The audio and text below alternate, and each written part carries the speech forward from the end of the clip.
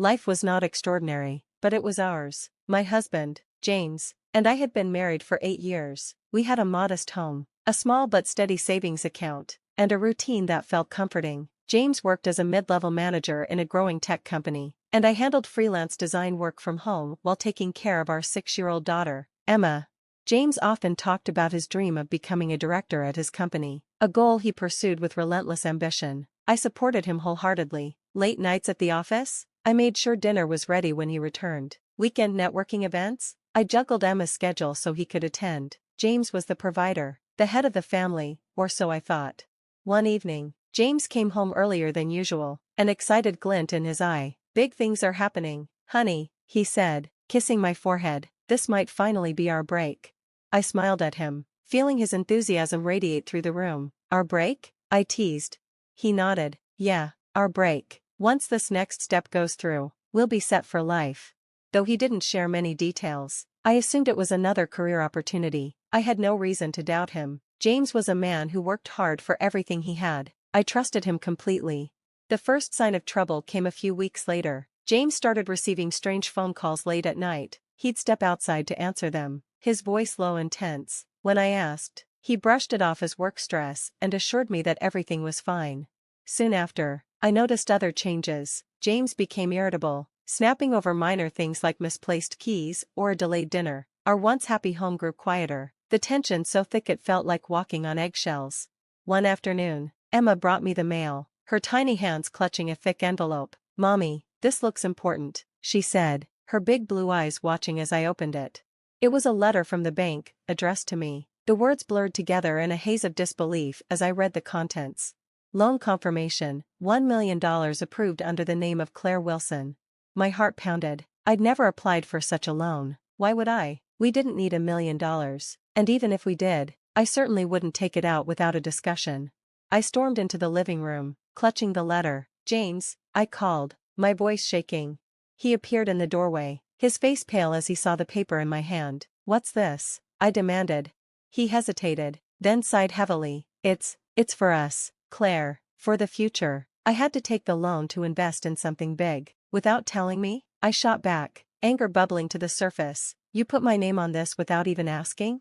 James looked away, avoiding my gaze. "It's complicated. Trust me, it'll pay off. You won't have to worry about a thing." But I couldn't shake the unease. Something about his explanation didn't add up. The way he avoided eye contact, the evasiveness in his tone, it wasn't like him. In the days that followed, the weight of that loan pressed down on me like a storm cloud. I tried to dig deeper, asking James more questions, but his answers grew curt and dismissive. Then, one evening, I overheard a conversation that shattered my world.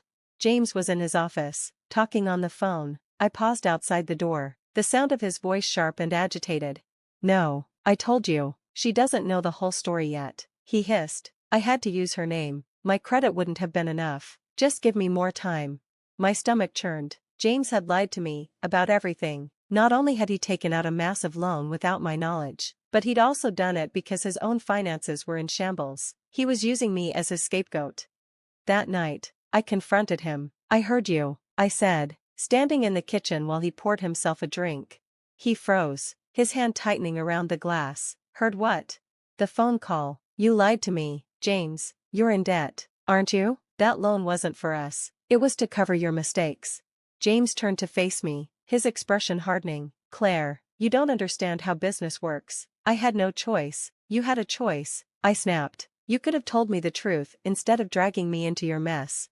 His response was chilling. "Don't make this a bigger deal than it needs to be," he said coldly. "You'll thank me when everything works out." But I couldn't just brush it aside. That night, as I lay awake, I realized the man I thought I knew, the man I trusted, had betrayed me in the worst possible way. In the days after confronting James, the air between us grew colder. Every glance, every word, was laced with tension. My trust in him, once unshakable, now felt like a fragile thread ready to snap. But I didn't have the luxury to dwell on emotions. I had to act. The loan was in my name, and if James's so-called plan fell apart, I'd be the one left to deal with the fallout. One morning, while James was at work, I decided to investigate. I sifted through his desk drawers and filing cabinets, looking for any clue about what he'd gotten us into. At first, all I found were old bills and office supplies. Then, Tucked away in the back of a drawer, I discovered a folder marked private. Inside were documents that made my heart sink. Bank statements showed staggering withdrawals from our savings, money I'd assumed was still there. Worse, there were contracts for what appeared to be a risky business investment. The terms were clear: if the venture failed, the entire debt would fall on me. My hands trembled as I flipped through the pages. James hadn't just lied, he'd gambled with our future. That evening, I waited for James to come home, the folder sitting on the coffee table like a bomb waiting to explode. When he walked through the door, his face hardened the moment he saw it. "What's this, James?" I demanded, my voice steady but laced with anger. "When were you planning to tell me you emptied our savings and tied me to your failed business scheme?" He rubbed his temples, his frustration evident. "Claire, I told you, I'm fixing everything. You don't understand how these things work." "Don't patronize me," I snapped, my voice breaking. "You put us at risk, James. You put Emma at risk. How could you do this to your family?"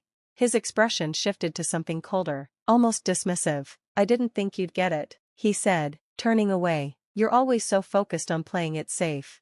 The word stung. Was that how he saw me? As some obstacle to his ambitions? Over the next few weeks, things only got worse. James spent more and more time away from home, claiming he was handling the situation, but I wasn't convinced. His evasiveness, his growing distance, it felt like he was slipping away entirely. One evening, I overheard another phone call. This time, James wasn't hiding his tone of desperation. "I don't care what it takes," he said, his voice cracking. "I need more time, just don't let it get back to her." Who was he talking to, and what was he so afraid I'd find out? The breaking point came when a stranger showed up at our door. He was a sharply dressed man, carrying a briefcase and wearing an expression that was all business. "Mrs. Wilson?" he asked.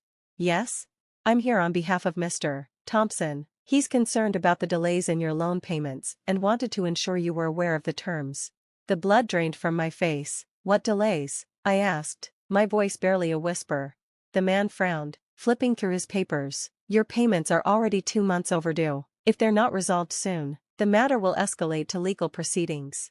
I stood there, stunned. James hadn't just lied, he'd been defaulting on the loan while pretending everything was under control.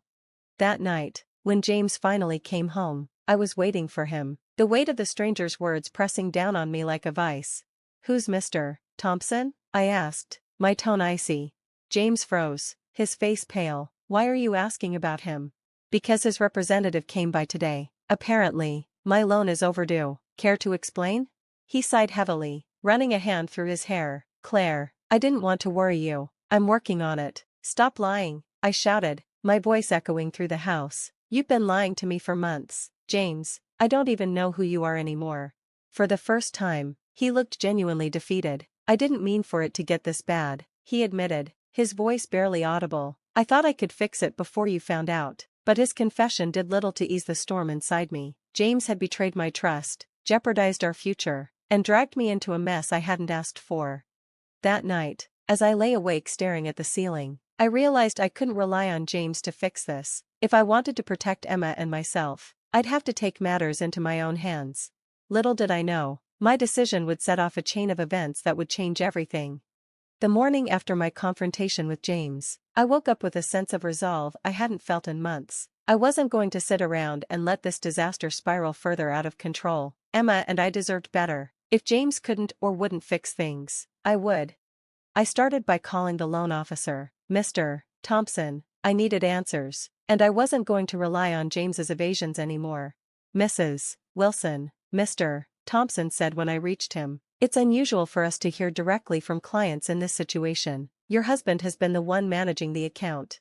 "Well, I'm managing it now," I replied, trying to keep my voice steady. "Can you send me the full details of the loan agreement and any outstanding payments?" He hesitated for a moment. "Of course, but I must warn you, some of the terms your husband agreed to are quite steep."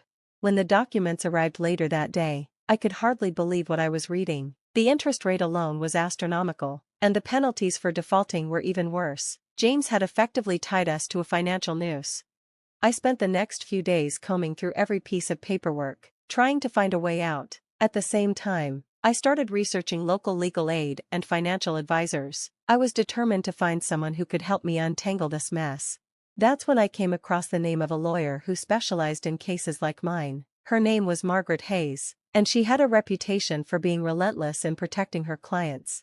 I made an appointment and walked into her office, with all my documents in hand. Margaret was a sharp, no-nonsense woman in her early 40s, with an air of confidence that immediately put me at ease. "Let me get this straight," she said after reviewing the papers. "Your husband took out this loan in your name without fully disclosing the terms to you?" "Yes," I said, feeling a mix of anger and shame. I didn't know what I was signing. "He said it was for us, our family."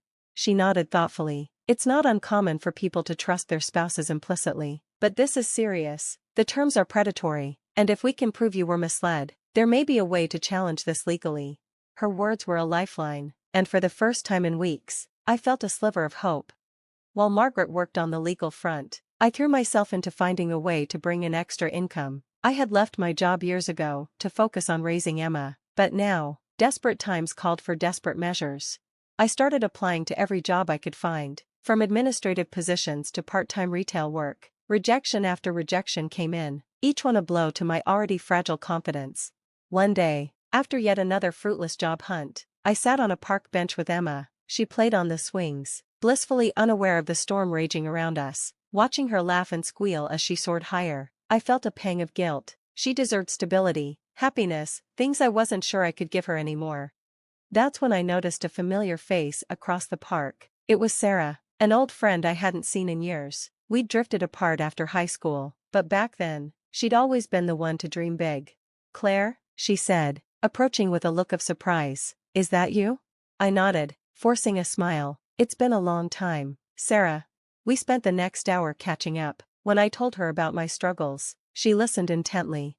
"You know," she said, "I just started working at a new company. They're always looking for reliable people, and I could put in a good word for you." It felt like fate. Sarah gave me the details, and by the end of the week, I had an interview lined up. The job wasn't glamorous, it was an entry-level administrative role, but it was something. The office was bustling, and the pace was demanding, but I threw myself into the work with everything I had. One day, as I was sorting through a stack of paperwork, I overheard two senior managers talking about a major upcoming project. They were brainstorming ideas, but seemed stuck. "Excuse me," I said, hesitantly interrupting. "I couldn't help but overhear. Maybe you could try this approach?" They looked at me with surprise, but one of them nodded. "That's actually a great idea," he said. From that day on, they began to notice me. Slowly but surely, I started earning their trust and respect. Meanwhile, Margaret called with good news. "We filed a formal complaint about the loan," she said.